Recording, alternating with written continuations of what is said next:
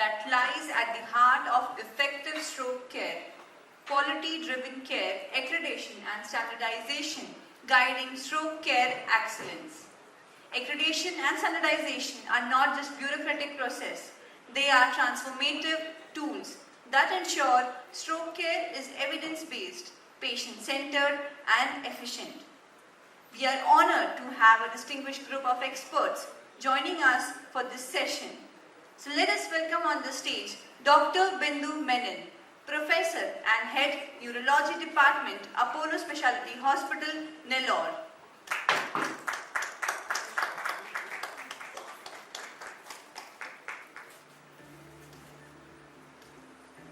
Dr. Kunal Behrani, Clinical Director and HOD, Neurology, Marengo Asia Hospitals, Faridabad, at Neuro Intervention and Stroke Specialist.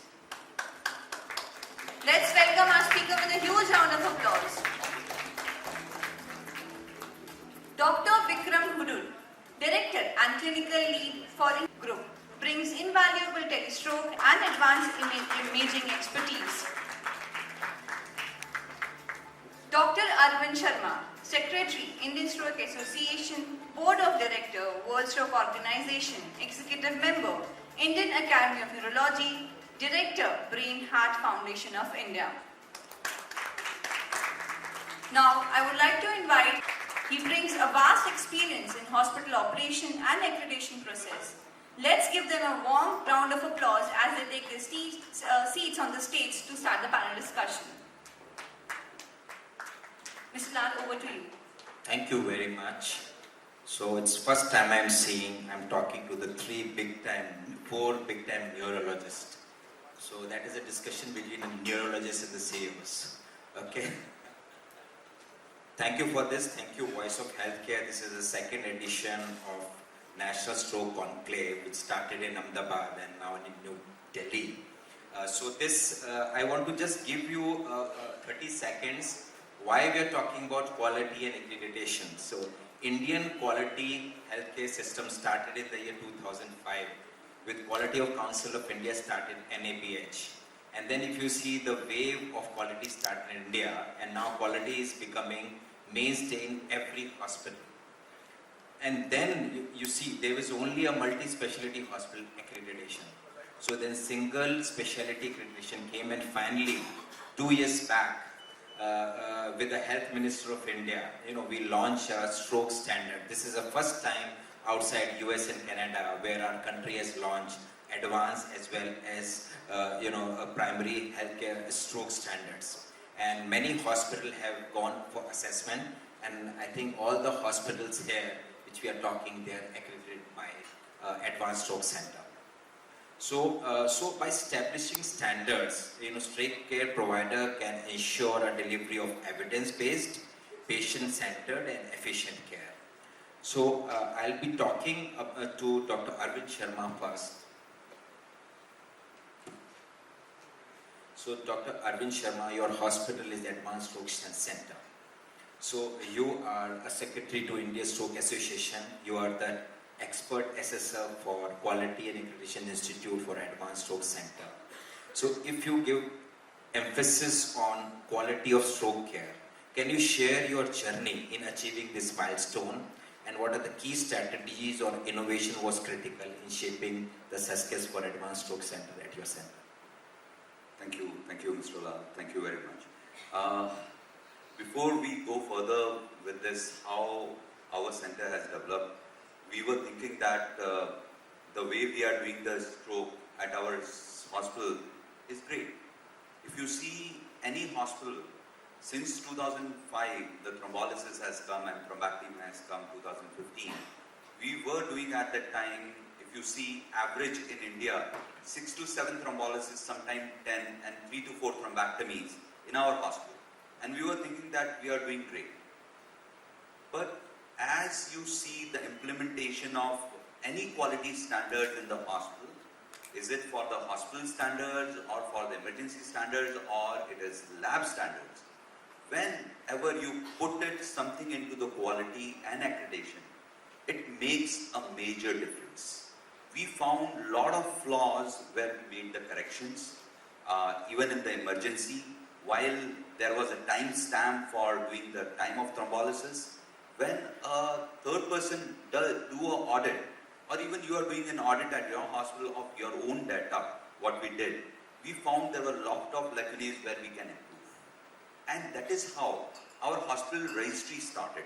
So there are a lot of challenges, like in the initial, we want the lab people to give the report on time because time is brain. And with some reports it is necessary to, before we do the acute treatment or thrombolysis for that patient. Even for thrombectomy, the cath lab technician doing a round-the-clock job was very difficult for the interventionist at our hospital. So these challenges, when we first filed for this accreditation, did the self-assessment, there was a meeting which is called as a stroke committee meeting, where all the stakeholders were there. There were pathologists, like as a stroke neurologist, I was there, and the CEO was also there, and the quality manager were there. So they understood when we did this meeting that how much lacuna and struggle we have to get all the things in one place. So to do anything in a systematic and the protocol way, it made a hell of a difference to our hospital in treating the stroke. And I feel all the people who have undergone these accreditation and the quality care with the system and processes placed in systematic manner, it makes a difference to treat stroke. And we have seen that we have increased the number. We have seen the patients who are going are in the better shape, even in the form of the rehabilitation, because there was a lot of interest on the management side also to improve the care. Thank you very much. I think you have participated in few assessments also for the stroke care, and I have seen a dramatic change in his approach when he do the assessment. Thank you very much for that. Now, over to Dr. Vikram. So your hospital is advanced stroke accredited. So in your hospital, myself and Dr. Arvind came. Dr. Arvind was an expert assessor and I was from the technical side. So it is a fantastic hospital. So how was your experience and what innovation of strategies do you think will be key in driving excellence in stroke care in the next 5-10 years? Yeah. So mechanical thrombectomy, the centers who are doing that, they are called advanced stroke centers. So what is mechanical thrombectomy? All of you know about cardiac condition. For brain stroke, for example, a patient comes with loss of speech and weakness on one side of the body. And if there is a large vessel occlusion, we go inside that and remove the clot out. Okay? Once we remove the clot out, around 15 to 20% of patients will become normal within 24 hours time. Okay, that is a magic. In neurological condition, the recovery takes long time. Okay? So whereas this procedure, I did the first case in India in 2010 using stent retriever. During that time, it was not standard of care. Okay, in 2015 we got evidence and it becomes standard of care. And it is one procedure which has the significant number needed to treat available in science. Okay, if we name one procedure which has got strongest evidence till date, mechanical thrombectomy for acute ischemic stroke is one of the procedure. Okay, but hardly people know about it. So that's why it is important for all of you to know that the mechanical thrombectomy for stroke is one of the strongest evidence till date. And the window for mechanical thrombectomy is 24 hours time. Okay, so in India we require around mechanical thrombectomy for around 2.5 lakhs people. 2.5 lakhs. We are doing now 4,000 and 5,000. So that's why it is important that more people should be trained in that. So with the help of ISA and NBE and SNVI, we started fellowships in stroke, fellowship in neurointervention, so that we can train more people to do this procedure. So we require large amount, around 900 neurointerventionists to take over this burden. In India now, hardly we have 100 to 200 neurointerventionists. In that, the training facility is not there. people go for 3 months, 6 months, they get trained and come back and start doing the procedure. So what is important is the quality. We should give good outcome to these patients. Correct? So means if we treat 2 patients, 1 patient should get the benefit. So that is why quality and if some external people will come and assess your center, whether you are doing good job. So that's why standardization of training, standardization of the procedure is most important. I should congratulate ISA and QI for starting this certification program, and I should also congratulate NBE for starting fellowship in stroke and fellowship in neurointervention. So which will bring that people who will do these procedures. Otherwise, how we can do 2.5 lakhs thrombectomies in India? We can't do it. So we require more neurointerventionists, and more people should take up this field. That's how the awareness will be created, and that's how the quality outcome will come. Otherwise, people sometimes they do the procedure, outcome will not be good, and they will think that this procedure is not good. So quality is most important thing for neurointervention, and that's how most hospitals should take this advanced stroke center certification. Thank you. Thank you very much. First time we are seeing a conference where you have doctors, you have managers, and you have all the stakeholders for a particular specialty. So I think it's a very good thing which is happening, and I think we can move to Dr. Kunal. Dr. Kunal, you are the clinical director in neurology with Marigo Hospitals, and I understand you are applying for Advanced Stroke Center. Yeah. So what I feel, so how critical is to have accredited stroke units, and what impact does this accreditation have on the outcome of stroke patients? So, good morning. Rightly said, as a panelist, over the years we have seen a change in the difference in the management of strokes. It started with IV thrombolysis way back. Thereafter they came the mechanical thrombectomy. The center started with mechanical thrombectomy. Then now there was an era of developing the stroke units. But now I think this is a high time to keep the check on the quality parameters, like to know us also whether we are doing right or wrong. So because we were doing a lot of thrombolysis, started doing mechanical thrombectomies, but with this enough, is it enough? Because when we do these procedures, there is always a question to us whether we are doing right or wrong. So that's the need of the hour, to have this quality check parameters. With this, I think I really congratulate Indian Stroke Association, the World Stroke Organizations, because they took the challenge to accredit centers with primary advanced stroke centers, with not only uplift that center, but also it makes the stand out among the other centers also, so that the quality check which is there in this hospital, the other hospitals also can learn from those centers how they are maintaining. If I talk about my hospital only, we started this program way back, and then when we used to started making these protocols, I know now we have set protocol. Whenever patient comes in the window period, now with this protocol only, patient comes, we make a code fast.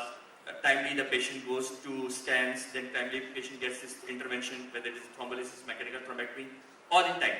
But how to check those timings and how to improve? So that was the thing which we decided. We made a stroke committee. I've been a stroke committee member of that as a stroke director program. We have a quality check parameters, we have a quality director, we have all set of stroke parameters lined up. So I think now when we are applying for this accreditation program, Accreditation Center, Advanced Stroke Accreditation Center, I'm sure with all these checklists which we have laid down. So I think that will not only make sure our quality, whether we are doing, how perfectly we are doing, but also at the same time we have the data to show in various means in meetings, like we have this data and we have this door-to-nail time, we have those to puncture time. With this, all these things, I feel it will make a more, will boost to us and will credibility to our work. And I think that's the reason we should always go for these accreditation programs, whether it's a primary or advanced stroke centers. Thank you very much. It is good to hear from you, your preparation. All the very best for this. I think when HOD and a clinical director participate in the accreditation program, it really makes a difference.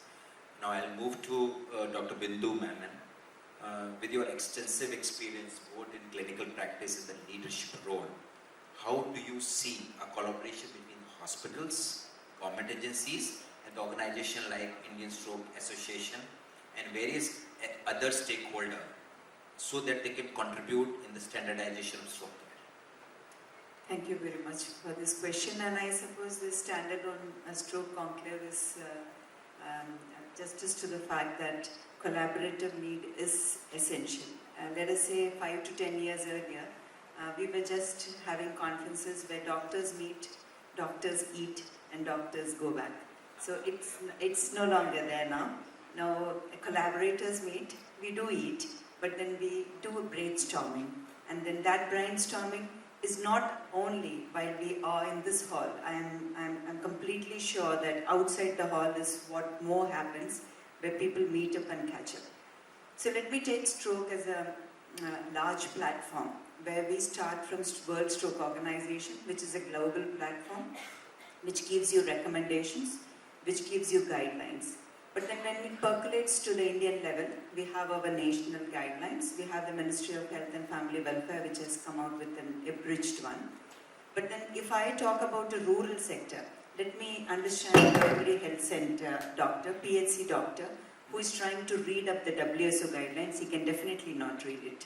If he's trying to read a Ministry of Health guideline also, he might find it a little more difficult. Because at that primary care center, he doesn't have the basic needs which he needs to work on.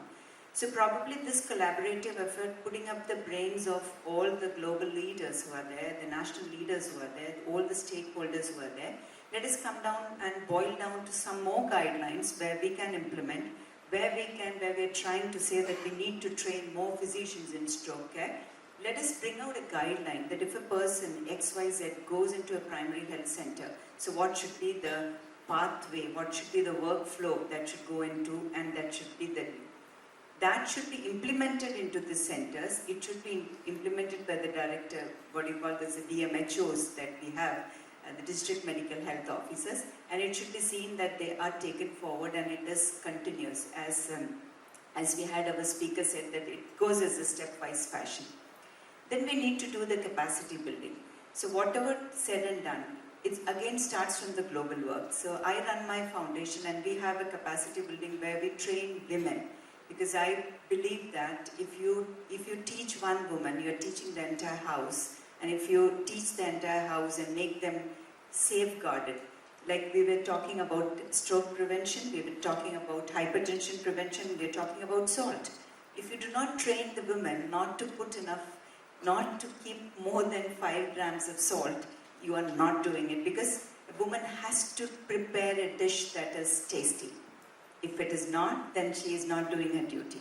So you have to imbibe in her that this has to be done. So this started at my level where we did our EduVan, that is educating women about neurological diseases.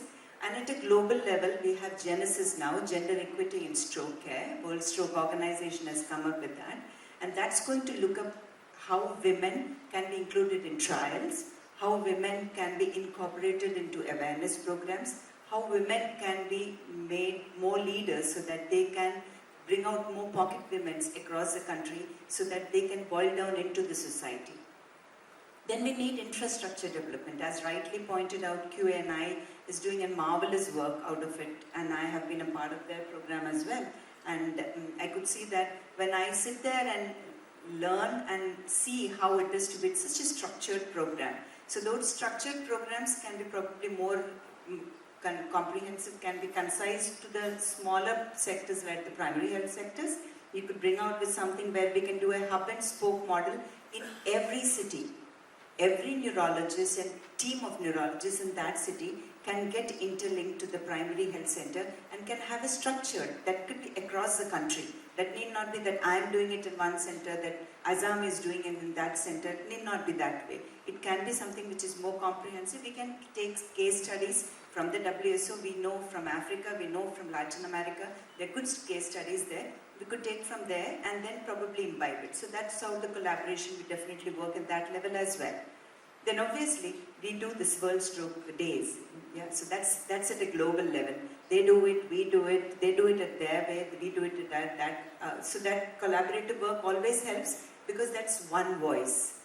One globe, one voice, one nation, one voice. Because more it is heard, more it is seen, more it is continuously reverberated into our minds and memories, stroke goes into the picture. Then somebody tries to find out that how can I see that my elderly at home, how can I see that more people here and there can stop getting affected by stroke. And I think this platform speaks for it, and more research in the global and the national community is on way. Everything is going on, and more would be seen in place. Thank you so much. Thank you very much. I think you have beautifully explained the collaboration among various agencies. I think that is foremost very important. I always feel Apollo, she also represents Apollo, and I had Apollo Ahmedabad. Apollo have a preventive health checkup programs. And I'm sure many other hospitals have got health checkup programs. Somehow I always feel there is a heart checkup, there is a kidney checkup, but I don't know why we don't do brain checkup. You know? So I completely agree to that. Even the most exclusive, comprehensive master health checkup is just below the neck. So, the brain is completely ignored. So I suppose at the administrative level from your ends, probably should put that brain is also an organ. Thank you very much. I think that is very, very important. We should take care of our brain. Therefore, I think the new term which has come, brain attack, I think that is very, very important. I was talking outside this hall, and we are talking about if you see the cell phone, you see your cell phone, there is a symbol for heart, there is a symbol for, but there is no symbol for brain we talk about. I think these are the few things which we do. Of course, we do stroke awareness, there is no doubt about that, but I think it's limited to healthcare providers only. You do a run, you do various activities, but I think if we take a mass together, and one of the most important thing with this accreditation program is that if an advanced stroke center partner with